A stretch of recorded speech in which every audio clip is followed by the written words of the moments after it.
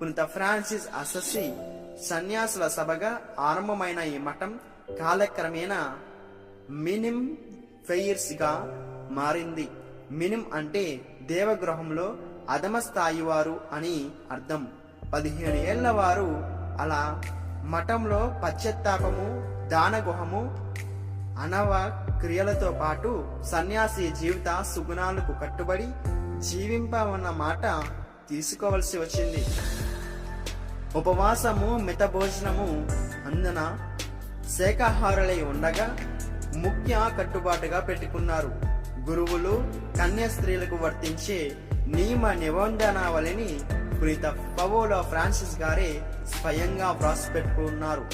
ఈ సభ 9వ సి పోపు గారిచే 1474 సంవత్సరంలో గుర్తింపు పొందగా 1492 సంవత్సరంలో మినిమ్ ఫ్రేమ్స్ గా మార్చబడింది.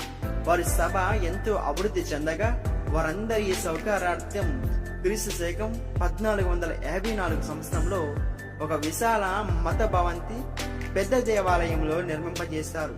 ఇందుకు కావలసిన రాళ్ళు, సున్నం వంటివన్నీ స్వయంగా మఠవాసులు, క్రైస్తవ విశ్వాసులు, ధనిక పేద తేడా లేకుండా అందరూ శ్రమదానం చేశారు.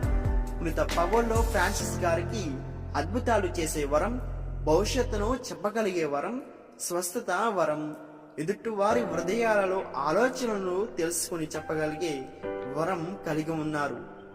వితంతావాదులు, మహా మూర్ఖులను కూడా వారి మనస్సులను త్రిప్పి దేవుని వైపు మార్చగలిగే సాధువు. కటిక పాపాత్మలను కూడా వారి దురాభ్యాసాల నుండి విమోచించారు. వారు తమ ప్రార్థనా శక్తితో శారీరక రోగాలను నయం చేశారు.